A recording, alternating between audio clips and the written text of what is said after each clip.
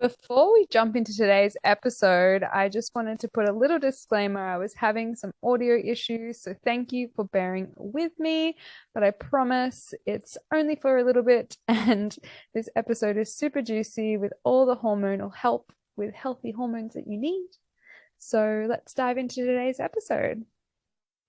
Hello, Soul Spiralers. Welcome back to today's episode. Today, I have the beautiful Ellen Louise joining me. Ellen is a clinical naturopath who focuses on helping women fix their hormonal imbalances and empowers them by understanding their menstrual cycles. She runs an online clinic seeing people all over the world and treating her clients holistically through herbal medicine, nutrient therapy, and mindset work. So I'm very excited to have Ellen join me today. Thank you for coming on, Ellen. Thank you so much for having me. Yeah, and I want to kick it off with a question that I ask everyone. It's been a new thing though. How do you nourish and expand your soul? That's a really good question. How do I nourish and expand my soul? I think probably the number one thing for me is time in nature because I feel like when we're, especially not even to be ironic and talk about hormones, but being in nature is literally the number one thing you can do to reset your hormonal system, your circadian rhythms, your energy and sleep cycles, all of this. And I just find that the grounding aspect of it is so great for me when I'm can be off with the fairies sometimes. And so yeah, that's probably my number one thing I would say, whether it's, beach, waterfall, bushwalks, those types of things where it's being active, but being able to ground myself and not do anything. Totally. I just said to you, I was having a bit of a meltdown this morning during my pregnancy hormones, and I actually went out for a walk in my forest, and I was like, okay, just breathe in the nature. It makes such a difference, doesn't it? Such a difference. So important, especially in pregnancy. Totally. And it's not ironic for you to be so passionate about hormonal effect, because I mean, I can see you're so passionate about it in the way that you show up and share things online. And I love all of your little like tidbits and reels. It's so informative and such like easy to digest, like potent information. And cool. yeah, I definitely want to give you that reflection because there's lots of aspects of it that I've learned over the years, but there's plenty of things that you teach me too, but it's just stuff people don't know, and it's simple. Yeah. Sometimes I forget that, I see a lot of clients and mainly all around hormonal conditions, mostly, some fertility stuff as well. And, really if we can get the basic stuff right, like time in nature, stress reduction, nourishing foods, listening to your body. And that way, you can really get the groundwork there. And then everything else is just extra sparkles. I love it. Extra sparkles. It is. It's like, when you can be grateful for all those things that you have that is like, just so tangible and foundational, then the sparkles are so fun, aren't they?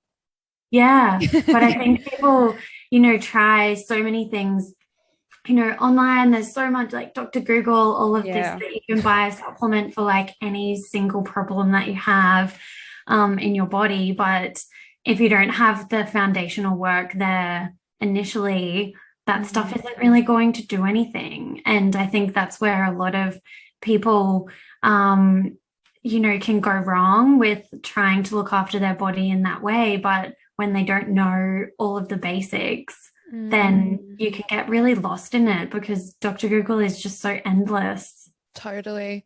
And I also feel like, I mean, obviously besides like every person's body is different, and sometimes like giving blanket, like fix it solutions, like all of these people had this wonderful result with this one thing, so it must work for everyone. Like that just doesn't resonate for me. I'm like, but everyone has different things. I mean, we all at the same time are the same, but like there's different stresses and different genetics and different things that play out in our environments, aren't there? Yeah, I think probably that's something that I really like to do with my clients is doing the right testing, but also I don't think I would have ever given to clients the same treatment plans, even if they have the same condition. And sometimes I reflect on that and I'm like, why is that? I'm not really sure. It's just like I have a feeling that, oh, this herb is actually better for that person. And this herbal combination is better for that person based on body type, based on so many things that you would know of as well. With your skills, you know, when you just look at someone, you can kind of figure out certain things about them that they might not have told you or might not even be aware of yet. Totally, totally. I love working in that way as well. Yeah. What do you feel like is, I mean, you work specifically mainly in hormonal health, right?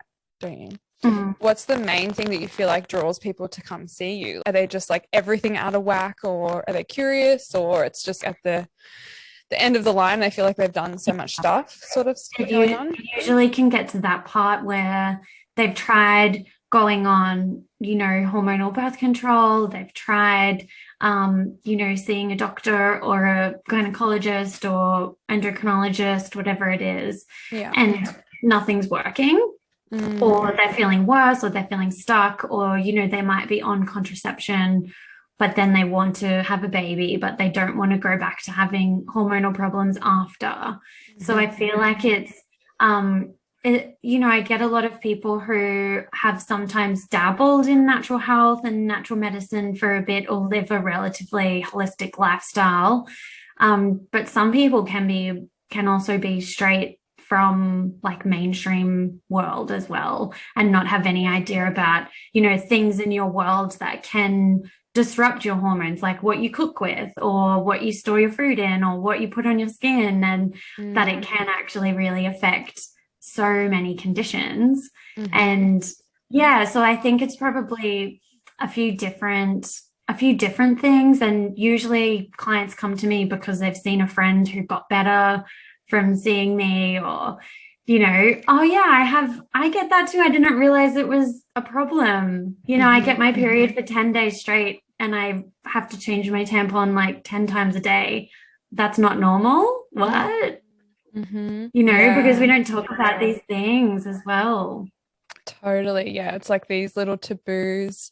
Even, yeah, I mean, during pregnancy, I've like noticed things that are happening, and I talked to like my pelvic floor therapist last episode, and it's just like there's so many stuff that things aren't talked about that people like, is this normal?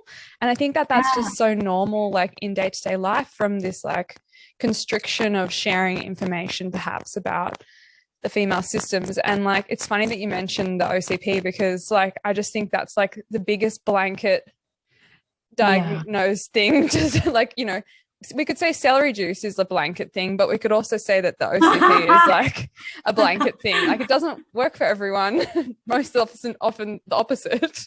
Exactly. Celery juice is pretty trendy, but the pill has been so overprescribed. It's crazy. But totally. I think the thing that kind of frustrates me the most is that when people get prescribed the pill, it's misinformation going along with it, that they're being told that, you know, it's going to regulate your cycle, all of these things, whereas it actually just shuts everything off. You know, it changes your pheromones, it changes your libido, it changes your mental health, it changes so many things. And I think people don't get warned about that. And I went through that myself when I was on the pill when I was much younger, and I was like a different person. I was the same. Coming off the pill was a big catalyst in me going in my natural health journey. And I was so scared of coming off it because of like the messaging that I was getting.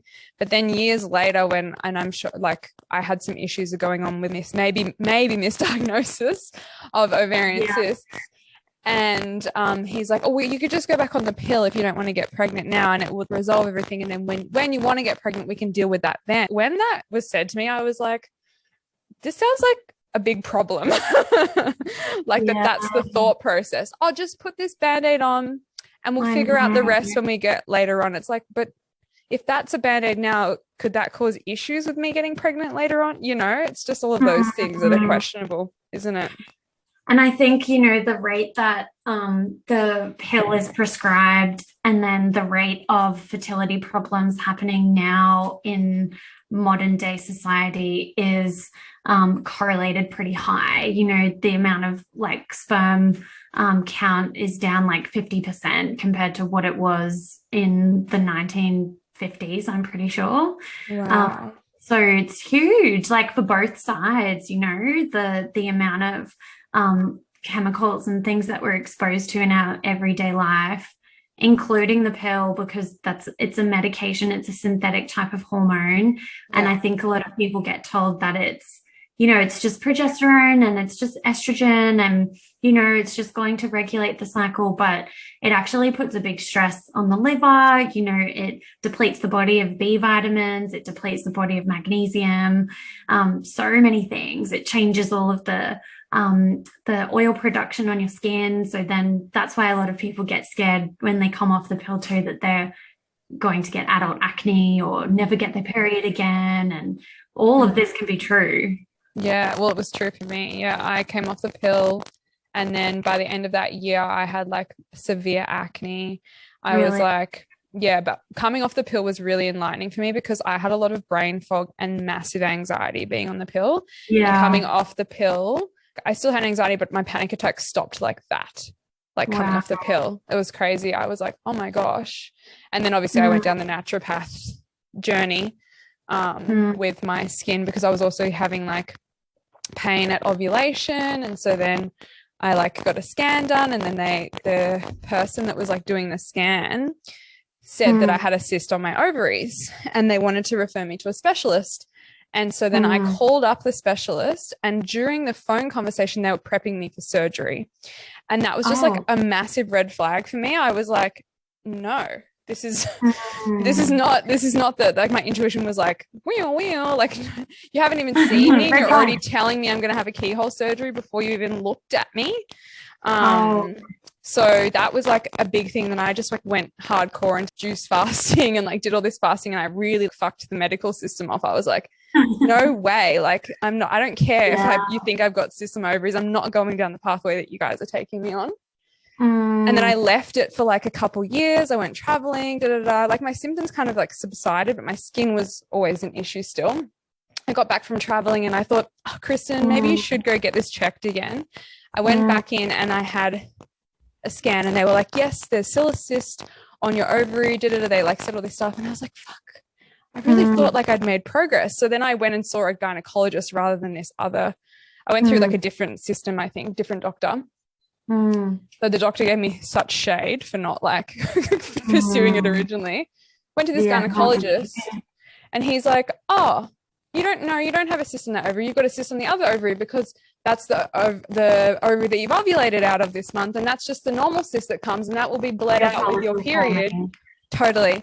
And I was like, it was just such a light bulb moment for me. I was like, oh my God, the people doing these scans have no freaking idea. And they're like telling you these things. And I'm like, did I ever have an ovarian cyst, or was it just this normal cyst that my body creates every month? Yeah. Like, and it can be normal, it can be normal for you to have up to 20 cysts or follicles on the ovary at any given time. Like to be diagnosed with PCOS, like polycystic ovaries, you don't even have to have cysts on the ovaries. And if you do have cysts, it doesn't mean that you do have that condition. Yeah. And it's just like such big misconceptions in those worlds. But, it's really cool that you had the knowledge and the, I don't know, like backbone, I guess, to stand up for yourself and to think critically too. Whereas a lot of people don't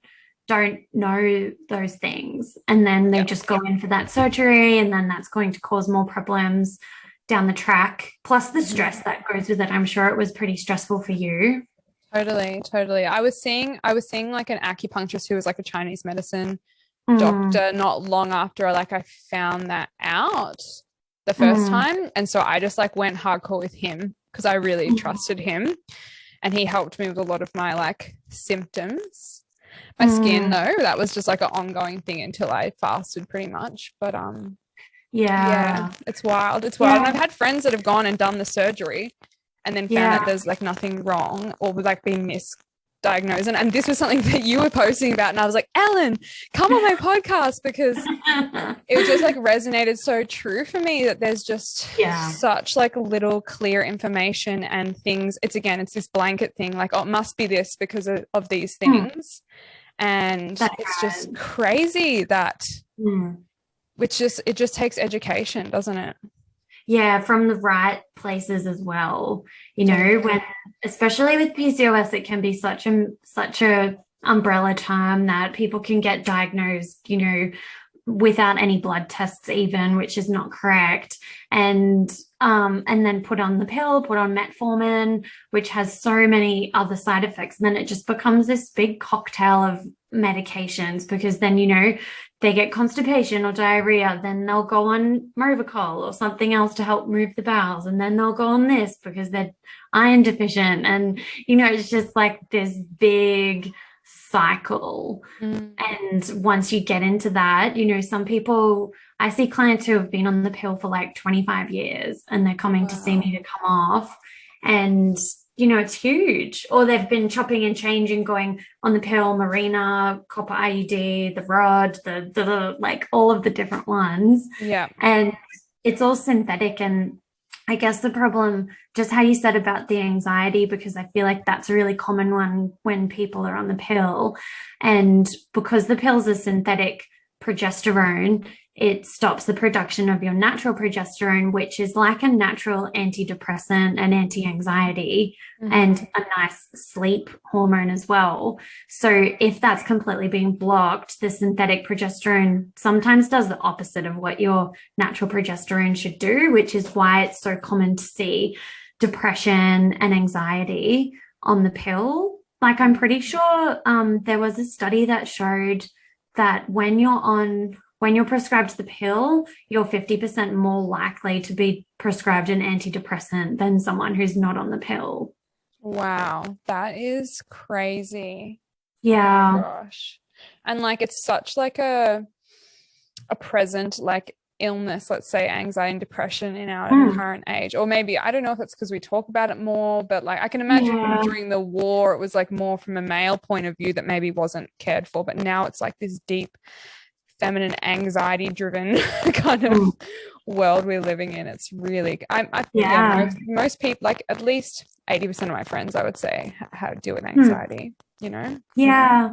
And I think from like an energetic perspective of having our hormones suppressed for so long while on contraception probably has some type of generational impact as well, I would say. How do we know? Yeah.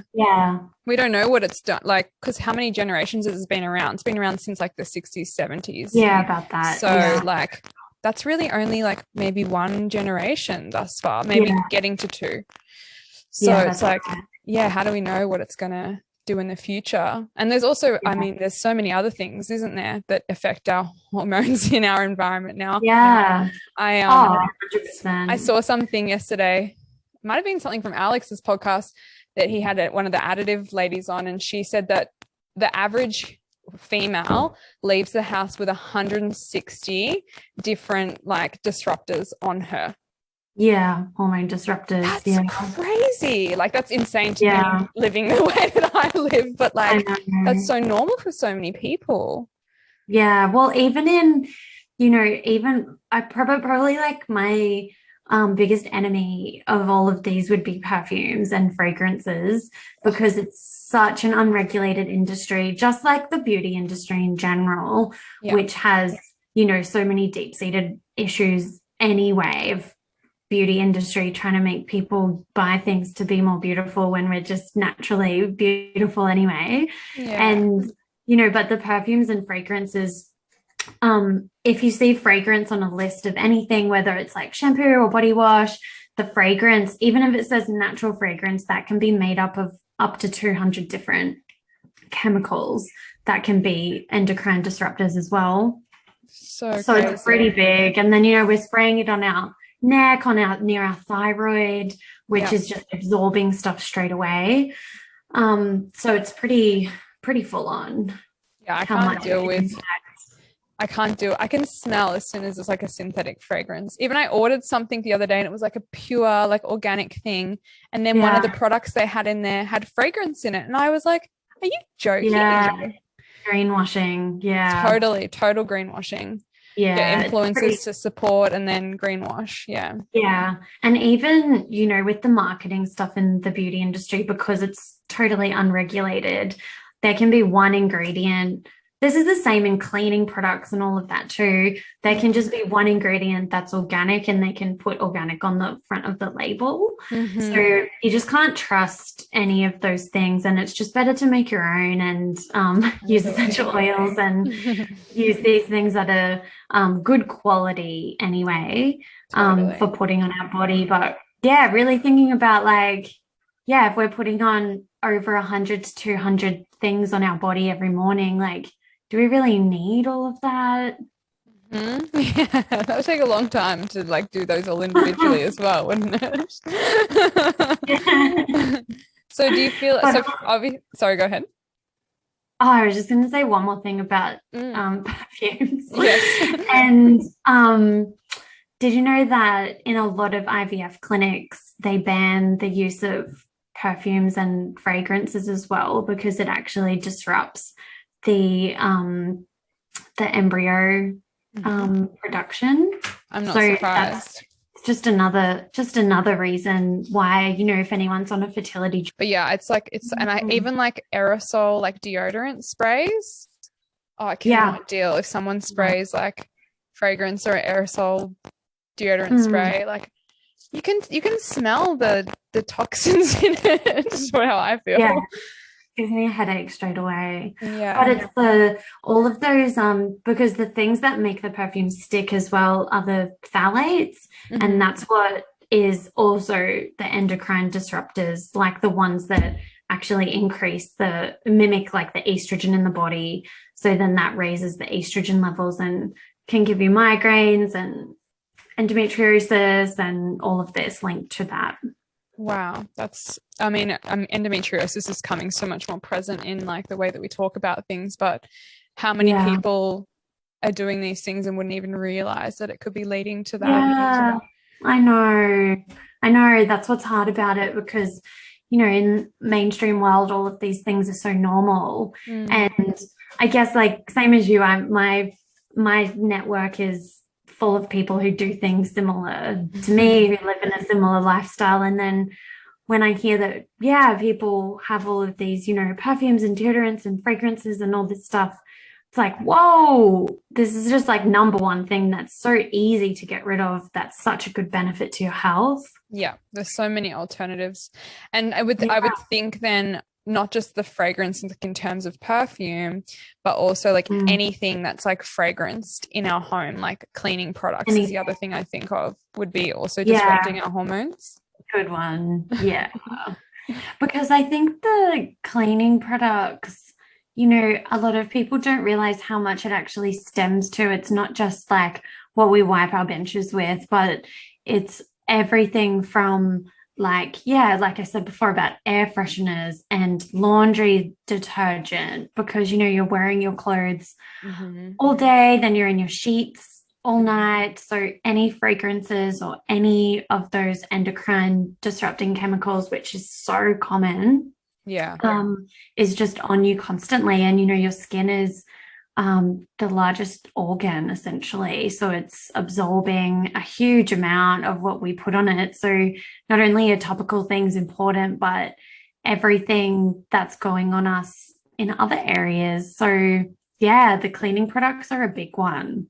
Yeah, I like it's such an easy thing to change because like all the things that you find in the supermarket that with all these like different abilities and powers, really, if you look at like what you need to clean, it's so simple. Yeah, pretty much if you have bicarb and vinegar, it cleans most things. Yeah, it's actually amazing, isn't it? With essential oils in there, and you know. Yeah, using essential oils can be really helpful. And yeah, a lot of people ask what to use instead, for fragrances so that your house does smell nice or so you smell nice. And I just usually use essential oils and just change it up based on what I'm feeling like the house needs or that I need. And I find that that's just such a good swap. Like when you can get good quality oils anyway, making sure they're good quality. Totally. But yeah, your house is where you spend most of your time. So, well, most people anyway. It's Especially been, all of us that work from home since yeah. COVID. So, your house, it's such an important place for it to be a healthy home. And Yeah. I guess that, it extends to so many things like what you cook with, what you store your food in, the quality of your pillows and the cleanliness of all of this as well. And super important. I think that you can go down the rabbit hole of it so much, but getting the base stuff right is just the easiest way to start. Totally. My biggest thing is my bed. Like, I Oh don't, yeah. yeah, because we just bought we're waiting for our new mattress to come. I'm still sleeping on a Mm. camping mattress. I told you the other day, because I found mold in our bed, like Oh. between the mattress protector and the Mm. mattress, because our old house was had a bit of a problem. And it's actually not that old of a mattress. But that like sweating and then the mold and then Yeah. whatever, like it just, you need to make sure you air that and clean that so regularly. But I was Yeah. so like specific of the type of fabric and the type of material, because mattresses, like memory foam mattresses, like off gas Off-gassing so is much. I can smell, yeah. Alex bought a memory foam pillow and I could smell it. I couldn't sleep. Like I could smell the memory foam. And I was like, you need to get rid of Yeah. that. Yeah. It's so strong, and that's a really big one with mattresses. They put so many chemicals on it for the processing techniques, and yeah, it's really bad. But the mold is like such a big one because I think in Australia, most places really, water damaged buildings and water damage from floods and roof leaks and all of this is so common. It's like over 70% of houses apparently are water damaged in Oh Australia. yeah, I could totally see that, because it's either like an old house that perhaps Yeah. hasn't been like, it hasn't been mitigated like for Mm. a long period of time, or the new houses they're building are not to the standard that is going to prevent Yeah. that from happening. I've been reading all Yeah. these building biologist documents and they talk Yeah. about that. But I want to mention the type of mattress I have is a natural latex mattress, just in Yeah. case anyone's like, wait, what is it? Yeah. And there are quite a Australian few companies doing them now. When I originally bought it, it was really hard to Mm. find one. Mm. But now there's quite a few more on the market. So Yeah. that's so Yeah, they're really awesome. good. But yeah, the whole I've had clients who have been going through insomnia or migraines and these things. And I'm like, what is it? We've tried all these things and nothing's worked. And then figured out that, yeah, there's mold on the mattress protector, there's mold on the bed head behind you. And when you're sleeping with that all day, or even having like your Wi-Fi, what is it called? Modem? Machine thing, yeah, modem, Mm. in your bedroom, or even Mm. like if your office is on the other side of your bed and the modem is right there, it's really not good for you, and it can really affect the way that you sleep. If you have chronic headaches, if you have chronic pain, all of these things in your home can really affect you. Like a lot of people think I'm crazy that I turn off my Wi-Fi at night or plug in my computer. I think that's so smart. Like when we build, we're like, we want to get like cables that we can just plug our Yeah. computers in wherever. Because it's just Mm. so much. I mean, we're actually quite lucky. Like I don't have Wi-Fi down at my yurt and I don't really Mm. get that great a reception on our property. Like we have Wi-Fi, but that's like the only thing at this point in time Yeah. that's working. So I'm like, Mm. okay, like, at least there's like one thing rather than all Yeah. the things. But in the city, like, oh my gosh, I used to sleep in a bedroom that had the electricity box and the modem in the bedroom Oh my in like an God. apartment, because apartments, like it's so Yeah. hard to avoid that. Yeah. So do you just suggest turning everything off at night? Yeah. Turning everything off. And you can also get little plug-in things for the wall that help to block the EMFs, because if you live in a unit or a townhouse, you can't exactly just ask your neighbor to turn off their Wi-Fi. Or their power. Yeah, who No. knows? Yeah, I had that issue with my previous neighbor. But so like, and the EMFs actually like hormone disruptors really at the end of the day as well, is what you're saying.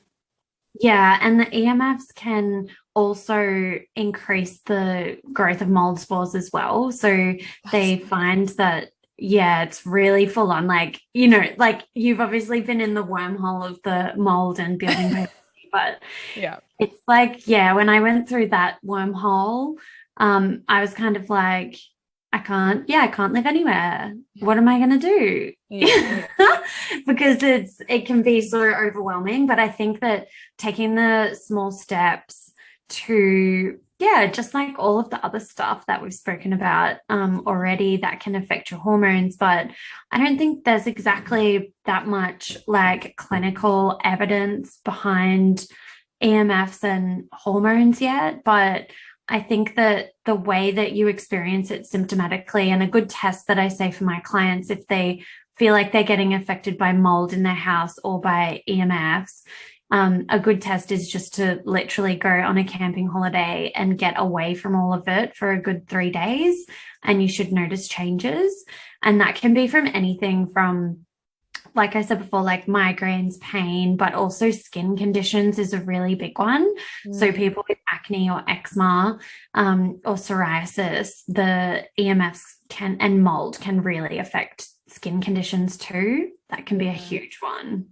Yeah, that's so interesting. Like, it's such a good idea to like just because it's if it's in your environment, if you remove Mm, yourself from your environment, like mm. it's going to be clear it's your environment, you know? Yeah, and then as soon as you get back home and it all starts again, Yeah. because we can blame these things on so many different reasons. Like I have a migraine because I'm dehydrated, or da, da, da, da. And there's always something every day that we can kind of Mm. blame it on something. I can't sleep because of the kids, or I can't sleep because of this. But when you look at the bigger picture, sometimes it is that, oh yeah, I've actually just been living in a multi house for the Yeah. last 5 years. Or like intermittently over time. Mm. And it's interesting what you said, like, you can go down this wormhole with it and kind of like, oh my God, I have to change everything. But Yeah. you've been living with it for like the last, 10 years or whatever. So even if it's just one change at a time, Yeah. slowly, like it's not, going to be, you don't have to change it all at once, because like it's like Yeah. eating. Like if you were going to eat a clean way, I mean, if you're like me, I'm probably more the extremist, like get rid of it all and start again. But like if you make small changes, then it's much easier to sustain those changes in your Yeah. eating patterns. It's the same thing in your home. Yeah, kind of like, next time you're due to buy a new cookware, you can buy good quality, proper cast iron or whatever other types of ones that you want to use, rather than using Teflon and all of this rubbish that like Teflon is an actually clinically proven hormone disruptor. And And cancer creator and all these sorts of yes, things. And it's still able to be sold. It's crazy. yeah, they've just got through it in some kind of loophole with the Teflon thing. But, the Teflon is the chemicals that affect you, which is Teflon's like the nickname type of thing for the long version of it, and the brand name, I suppose. But it gets released into the environment or out of the product via heat. So same thing like with plastic, when you heat plastic, that's when the BPAs and all of the other stuff can come out of it into your food, and then you're eating it. But it's just like non-stick pans, like Teflon, when you're scraping your food off it and the Teflon's coming off and you're like the non-stickiness is going away. It's like, where is that going? Totally. And like even if you're not eating that and you're washing it down the sink, then that's going into like our water supply that's then Yeah. recycled in ways. And oh my God, it just becomes like this crazy loop, doesn't it? There's that movie that I watch. It's such a good movie. I'd watch it again and again, called Dark Waters. Yeah. Who's the guy in it? The guy that played the Hulk. Is it the guy that played the Hulk that's in it? It's not Eric Banner, the other guy. Yeah, I don't know his name. Mark I know. Ruffalo. Mark Yeah. Ruffalo, he's in it. And it's an excellent movie, but they literally talk about how they took DuPont to court and sued them, and they won, but yet DuPont was still, like you said, found the loophole and able Yeah. to sell their Mm. Teflon products, even though it had been proven that they were causing all these like fertility and cancer Mm. and hormone issues. So Yeah, wild. yeah, it's pretty sad. But I think the best way is just, yeah, next time you need new cookware or new, food storage containers, just get glass ones. And next time you need new makeup, just swap for a more natural, less toxic type of one. And, it doesn't have to be like a total overhaul of everything apart from mold, which I do think that you do need to throw out a lot of stuff. If you have like a moldy couch or something, it's kind of pretty hard to clean it. I don't really believe that you can clean mold off things. If you get like bags that get moldy or clothes and all of this, It keeps coming back. I've tried cleaning stuff and it's just like, it just doesn't happen. Yeah. It's got to be gone. Yeah. Yeah, you just kind of bring it into your new environment, which is not good, which is also why I think people, when they move into a new house and they're still getting symptoms like they were with the old moldy house, can be because you haven't got rid of all of your stuff that's also moldy. Totally. Yeah. You're making me like, I mean, I feel like since I pulled my mattress out at 8 p.m. at night a couple weeks ago and started sleeping on the camping mattress, I'm still getting things like slight symptomatically things. But I think I got an iridology session and she was like, I had a lot of sinus toxicity, and Alex was like, it's mold, because he's like thinks I've had a lot of mold symptoms. So it could also just be that my system needs to detox, but I can't detox because I'm pregnant. So all I can do is just look after myself, and eventually it'll be okay. And like I think I grew up in a house that the bathroom was moldy, so it's been in my environment since I was little. A lot of people it has, yeah. But it's crazy how some people it doesn't even affect them. Like you could be living in a house and one person's really impacted and the other person's like not impacted at all. Yeah, it can happen. There's different types of genes that you can have. It's actually the same gene as the celiac gene. So you can get that one tested. And then it tells you, like you and Alex could be in the same house and you're getting affected, he's not. And a lot of people feel like, oh, my partner doesn't understand because, how could it be that I'm sick from the house, but my partner's not? And you can kind of get into that, like, is it just in my head? Am I just being crazy? And that's usually what you get told by mainstream medical practitioners anyway, with these types of funny, out of the box, not so obvious types of health conditions as well, that you're just imagining it. Yeah, but it's just because they don't know. Like, I got a blood test last year and I got my iodine tested, and I got my T levels tested, and I went back there and she's like, so I don't usually get people to test this and I don't really know how to read it or what it means. Like she was very honest, and I was like, that's okay, I'll take it away to my like natural medical practitioners. But she was like, I don't know. And like it's not everyone's so honest like that. Yeah, that is good. Well, usually it's just that they won't order the test because if they're ordering tests for the thyroid, but you've said you don't want to ever go on thyroid medication, then it's like, well, we may as well just kind of not test it then. Totally. And like the iodine, like but some people just don't see the relevance of it. Whereas, iodine is like number one nutrient for your thyroid function. And if that's low, that could be causing lots of thyroid problems. So it makes sense when you understand the whole picture. But I think that, a lot of mainstream practitioners, don't see those links, or, put the thyroid over there, sex hormones here, gut here, like everything's separate. Yeah. And so like a lot of this stuff we've been talking about, like what are the things we can like remove from our environment to benefit our hormones, or maybe like when like things that could be impacting our hormones. Obviously iodine, I don't know if I've noticed like with a lot of my friends, particularly today, that yeah, iodine is a major thing. Like a lot of my friends are having to end up taking that just to help balance out the thyroid. And obviously you don't want to overdo iodine as well. But I think there's like the misconception about iodine that it's like this scary nutrient, but really our soil should be loaded up with iodine, but because our soil is so depleted, especially in Australia, but we should be getting it from our root vegetables, but we don't because our soil is rubbish. That's usually why, and no one eats many sea vegetables or seaweed or anything. I'm putting dulse on everything. I have like iodine drops I put in my water like every few days. Yeah. Well, in pregnancy, your body's chewing it up even more as well. Totally. So you have like a much higher need to.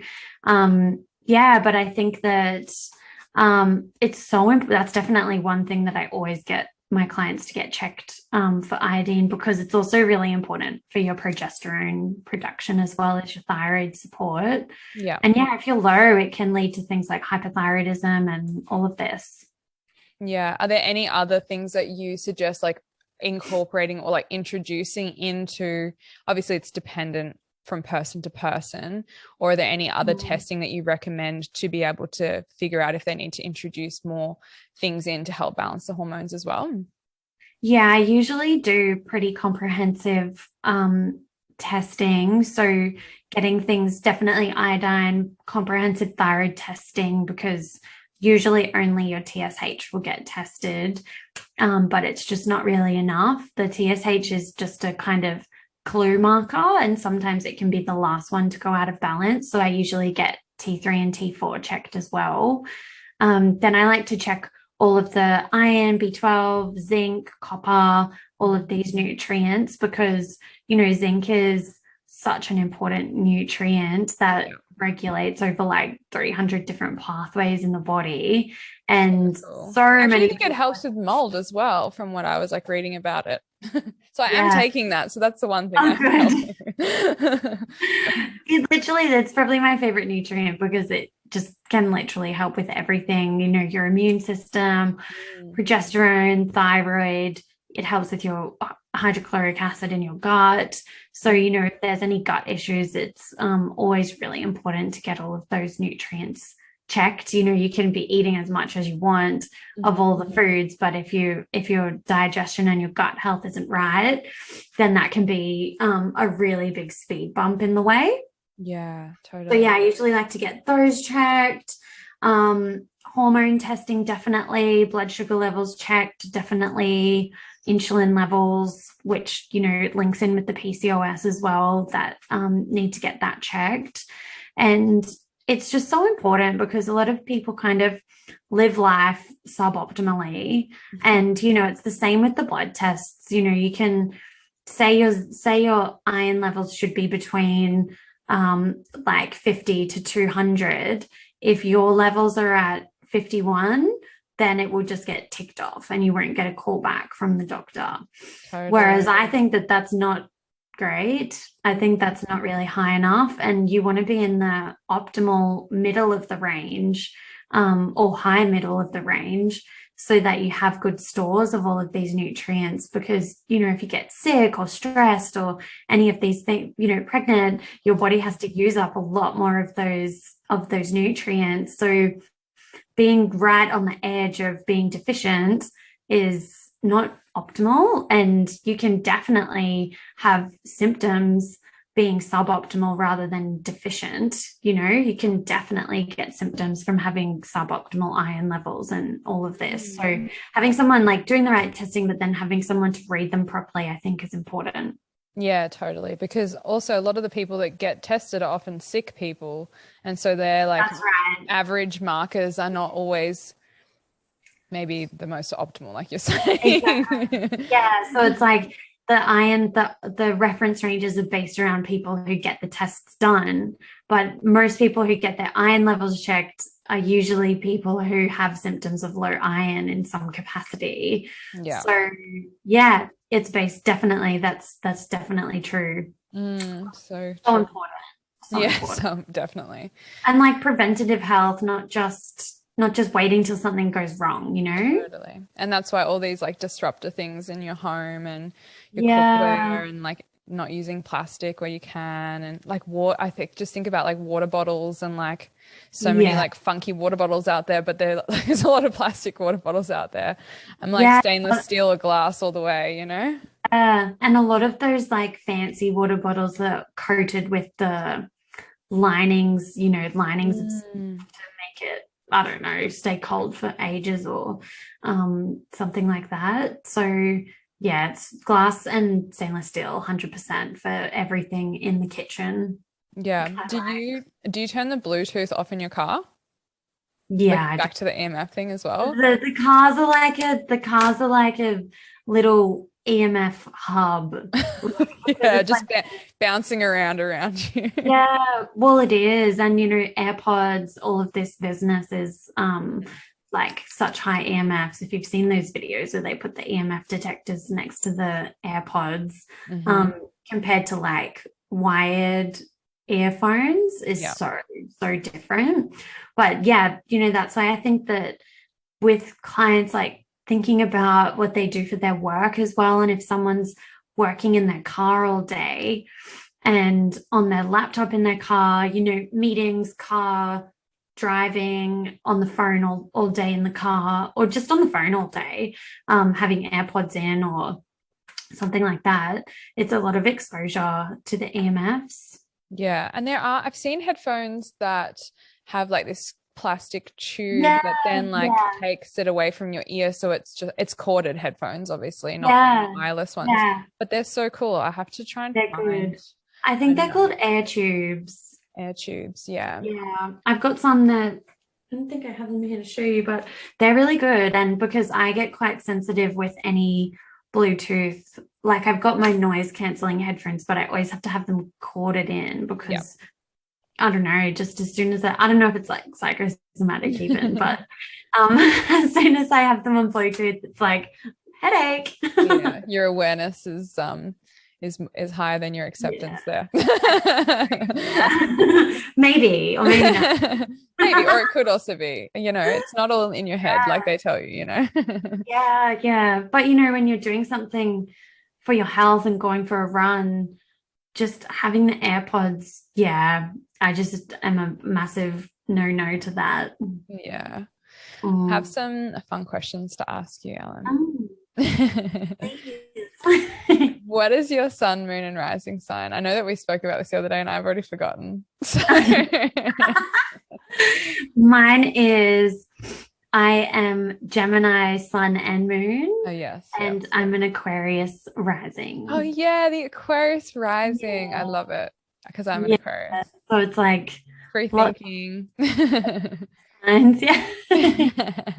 Yeah, so cool. And what's your human design? I am a manifesting generator. Nice. And Yeah. what was your favorite fruit?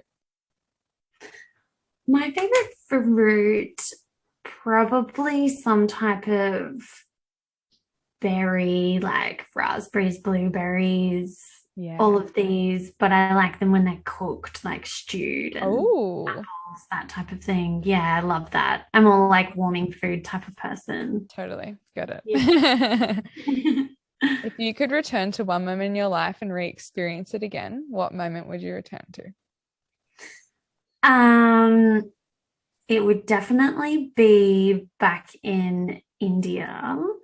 So I think I spoke to you a little bit about it, about how I did some volunteering in India and yeah, working with women's health empowerment and menstrual hygiene education programs.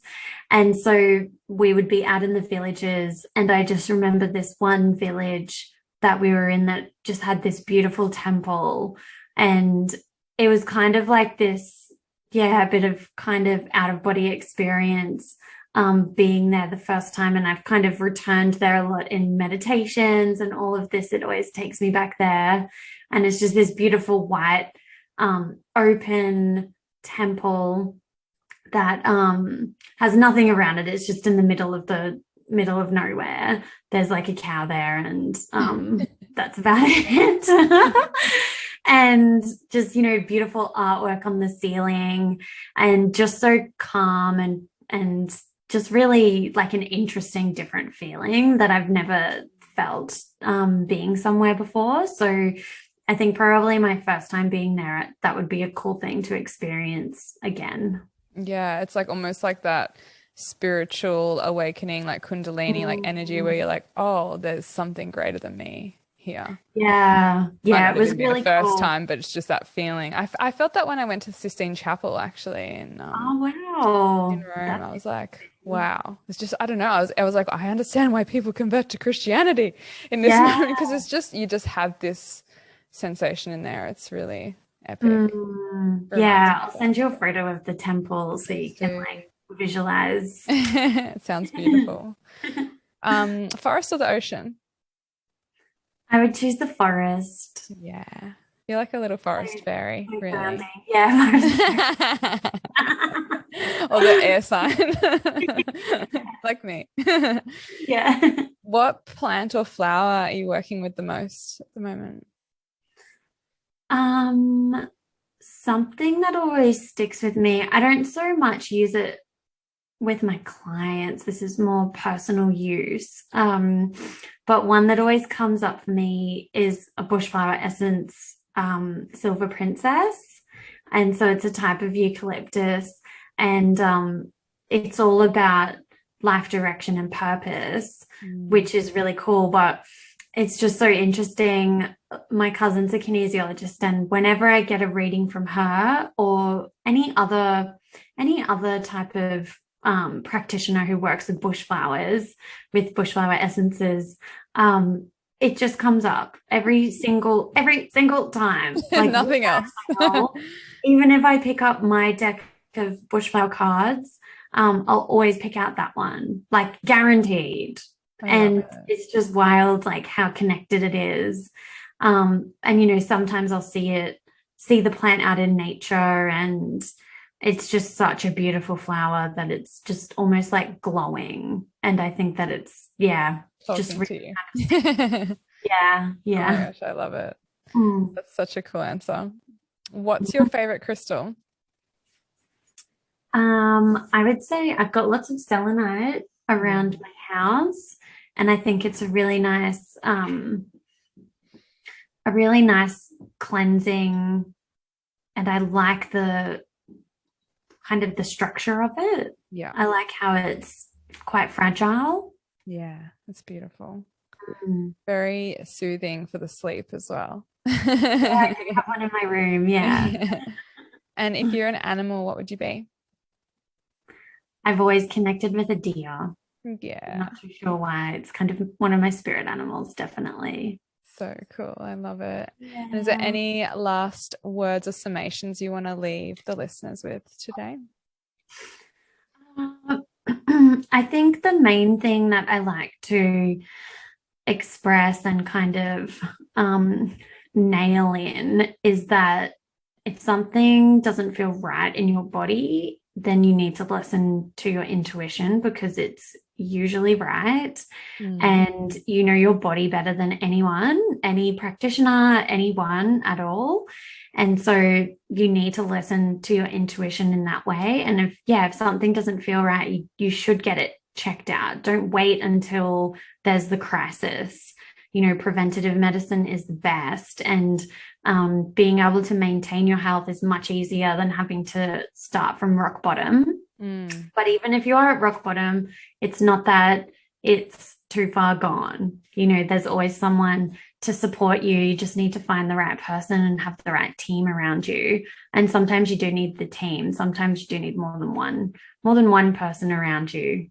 So yeah, probably educate yourself, be empowered, and listen to your gut. I love that. It's such good. And I Mhm. love the reminder of like gather your team. I have my healing team around me. I'm like, I need Thank this person for you. this and this person for that. It's very Yeah. normal. Especially Yeah. with the state of the world. We've gone through Yeah. big shifts recently, and I think it's even more needed. Yeah, and you just kind of feel into what you need at the time. I just go through phases of, okay, now's acupuncture time, now's kinesiology time, now's this chiro time, whatever it is. So yeah, I think you just get to have the people around you, and if they're the right practitioners, they'll be happy to share you as well. Totally. And they'll probably be the ones that recommend other people for you to go Recommend, see. yeah, Yeah, totally. If yeah. people want to get in touch with you or they want to work with you, because you do online consults all over the world, Mhm. don't you? What's Yeah. the best way for them to do that? So you can contact me on Instagram or my website. So my website's just ellenlouisenaturopath.com. And then my Instagram is just at Ellen Naturopath. And so, yeah, I offer free calls if you want to have a chat just to see if it's right for you and see, a bit about what I do and what we would do along the journey of treatment. And yeah, then we can go from there. Yeah, so awesome. And you have some programs and ebooks and Yeah, things like that too available on your website as well, yeah? yeah, I do. Yeah. So I have online programs, PCOS, other hormone ones. So yeah, you can check that out. Usually in the calls with my clients, I'll be able to tell you, okay, program's better for you, one-on-one's better for you, Yeah. and figure it out that way as well. So cool. Thank you so much for sharing, Ellen. It's such a special time to have you join me and be patient with some of our technical difficulties that nobody else is going to know about. Thanks for having me, Kristen.